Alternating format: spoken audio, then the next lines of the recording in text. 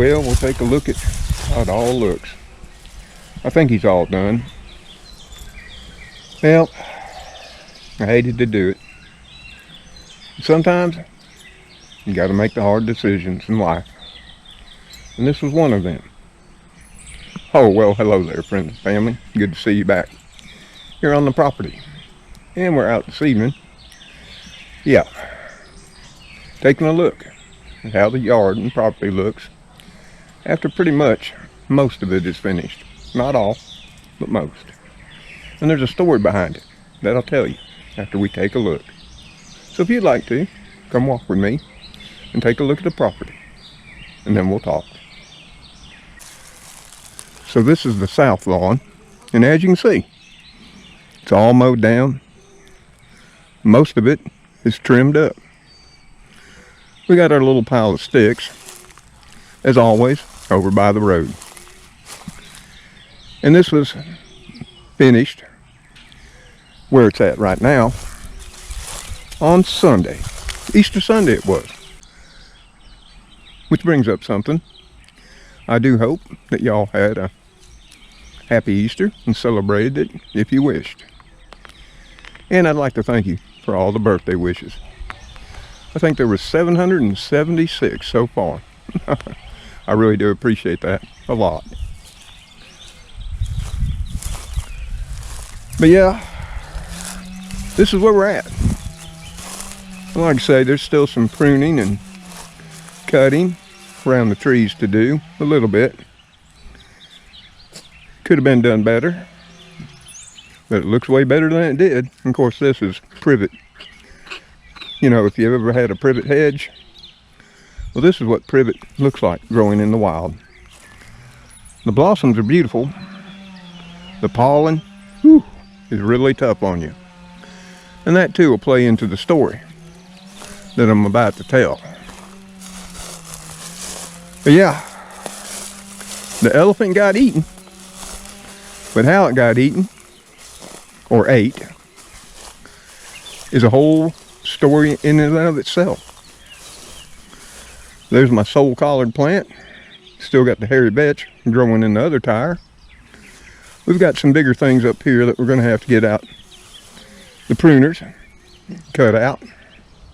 You know, like vines, honeysuckle, that sort of stuff. Some briars. Yep, honey locust tree that just keeps coming back no matter what I do.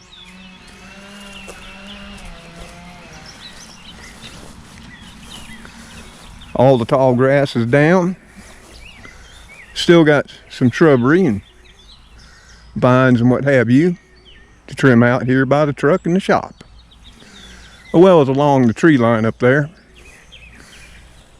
you know, along the pines.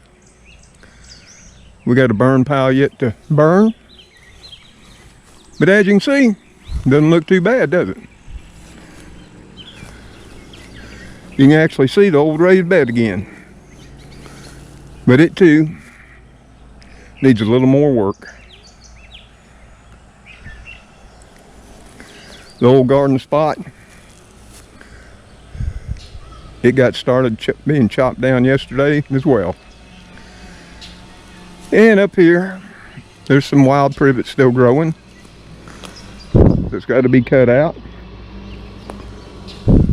Up around the old clothesline pole planting. Yep. It's pretty much all mowed out. Still a little bit of trimming to do, as well as around the compost pile. And that's where we're at. Well, let me tell you how it came to be like it is now. Well, at least we got everything chopped on down. We can groom it from here. Oh, there you are again, friend and family. Like I said, so glad you could stop on by today. We're always glad you came. And of course, here comes Cleo, jumping up on my lap. Right there she is. My little queen of the yard. Whew. Yeah. So let me tell you a story about how all this came to be. And all of you know, every year, through the wintertime, things grow slower, but they still grow here in the deep south.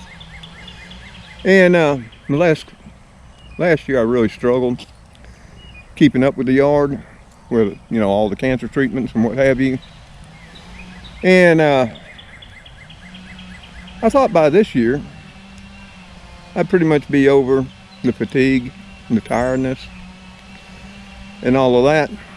And of course that's complicated by my COPD, which if you have it, which I hope you don't, that makes you tired all in and of itself. Because there'll be times when you struggle to breathe. And it's this time of year, especially if it really warms up quickly in the spring, everything blooms here in the deep south. From the trees to all the weeds, all the flowers. It's just like a pollen storm. And we've had that in the last few weeks. Pollen count's been extremely high. It's been warmer than normal. Spring didn't last but a few days before we were in the summertime temperatures. And that's been a real issue with me. It's up in the 80s by 10 o'clock. And we've been having temperatures in the mid to high 80s off and on for quite some time. That, it's always humid in the south. All of those things make it difficult on me. And like always, and I've told you many times before, you only see me at my best of times. Never my worst. And that would be a scary sight. Yes, it would. But anyway, I was out here yesterday, got up, got the tires on the mower aired up. That's an ongoing problem. It needs all new tires. Those tires are over 12 years old. They're all cracked up and they lose air. Yeah, I could put inner tubes in them, but I chose to fill them all up with that sealant. And for the most part, that's worked out pretty well, all except for one. It keeps losing air. And then the battery has to be charged before it'll start. So there was that. So it needs a new battery. And this ain't about complaining and whining. It's just whining. It's just telling you the way things are. I was trying to get one more season out of the mower before putting a whole lot of money in it, or buying a new one. And if you looked at the price of new mowers lately, they start at around $2,000 and go up. When I bought that mower, it was $9.99. And yeah, that was 12 years ago. So they went up 100% or more in the span of that time. And it all depends on what kind you get. So yeah, I got out here, I got it all ready to go, I got on it. I wasn't feeling all that well, but I wanted to get it done because supposedly we were supposed to have this big, huge storm, according to Ryan Hall and Max Velocity, coming in. Well, it's still coming, but it's moving really slow. They had expected it to be here last night, then it changed to today. Well, you can see now, obviously, it has yet to arrive. I think it's just has come in to the western part of the state here in Alabama. And it'll probably come in sometime over the evening or wee morning hours of today. Here again, depending on how it's moving.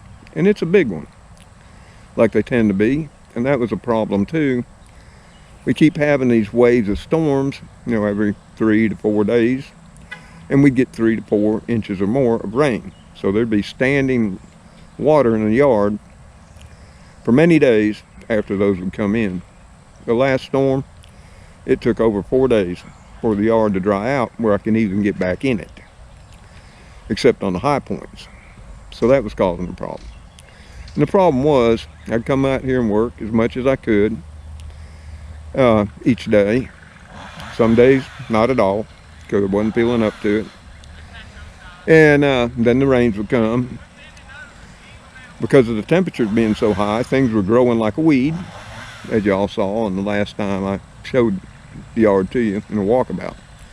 And I'd get about halfway done. And then a storm would come through. Then there'd be 3 to 4 to 5 days where I wouldn't be back out in it. And it would take off again. So I was only getting about halfway done in the last possibly 4 weeks.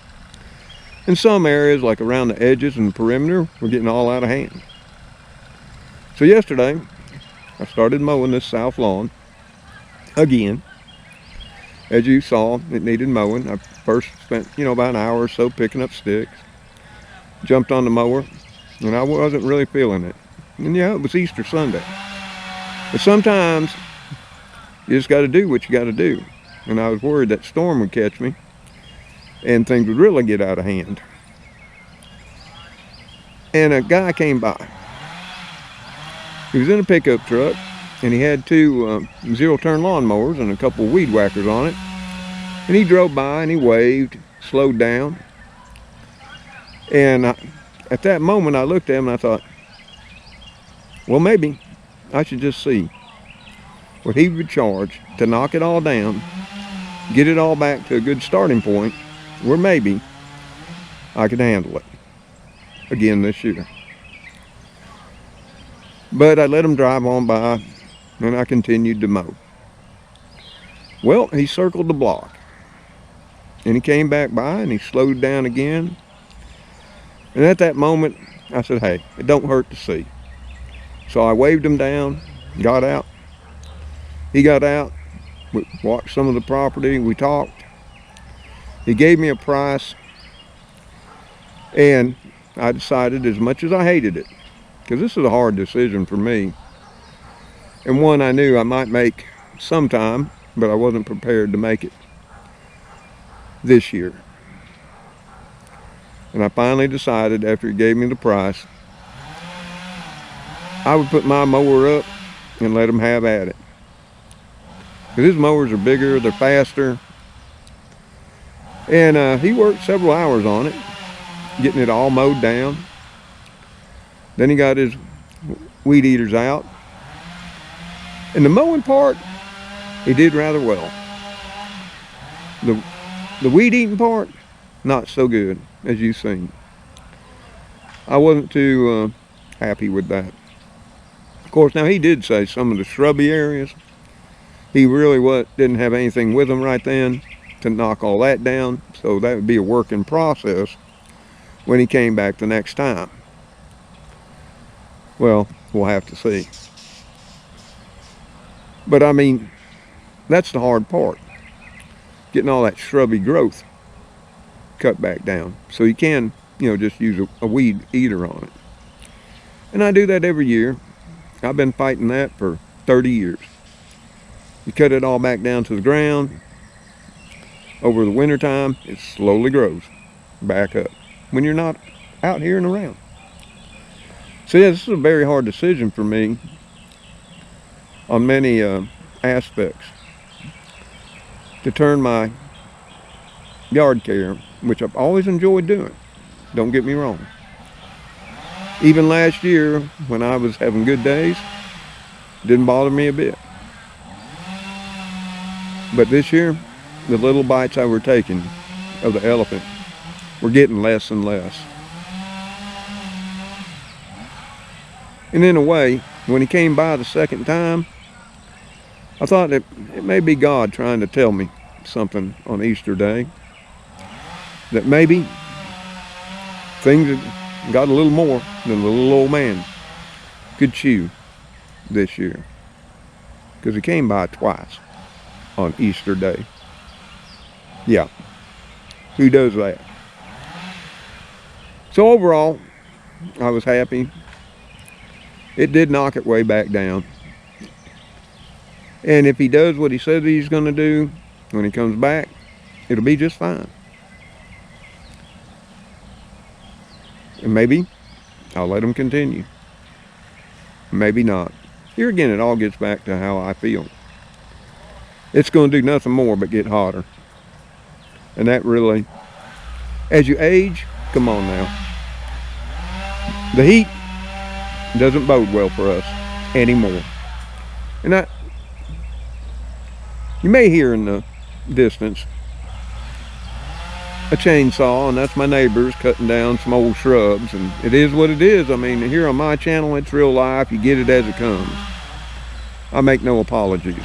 Yep, I'd like to be out here with all of you chatting in pristine conditions and, you know, just like a movie set. But that's not what real life's about. And that's not what about making decisions as we age is all about. The truth is, and I know most of y'all that watch me are my age or older. So I'm probably talking to the choir. You've probably had to make some hard decisions in your life. Harder than turning over your yard care. You know, there are decisions we face the older we get and the more health problems we have. You know, like how we're going to live, where we're going to live. Can we still take care of ourselves? It all depends on where you are in that cycle of aging. And this decision here, it scares me a bit because I'm going down that trail of turning things over to others that I've always done in my lifetime. It's just like taking Alice to the spa. For the most entirety of my entire life, I always washed my own cars, my own trucks. I never took them to a car wash. Well, occasionally, if I mudded one up really bad, I'd take one to the car wash and spray it all off, and then bring it home and do a hand wash. But other than that, I didn't take my cars to get washed. I did them. Like I did everything in my life. I did my own home repairs, my own electrical work, plumbing, roofing, gardening, all my own automotive work. Well, I owned an automotive repair shop at one time, back years ago. So this, like I say, it's scary for me to turn over anything in my life to others that I once did. I mean, I even take Alice to get oil change. I've never done that before. So that's why I wanted to let y'all know, show you where we were at. And maybe in the comments below the video, you'll tell me about the decisions you've had to make as you've aged. Have they changed how you live, where you live, what you do? I mean, I know even in cooking, I struggle with that with just one person now. Because I always make too much. Yes, you can freeze it. But do you remember to pull it out and eat it up? So I'm trying to even change that. You know, cook less. But it's a struggle. Getting older, changes will come. There's even that change of one time.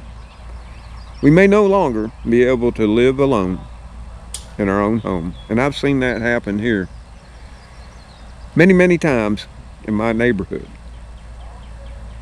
Those that were elderly when I came and moved in the neighborhood have long since gone to the home or to our Heavenly Father above.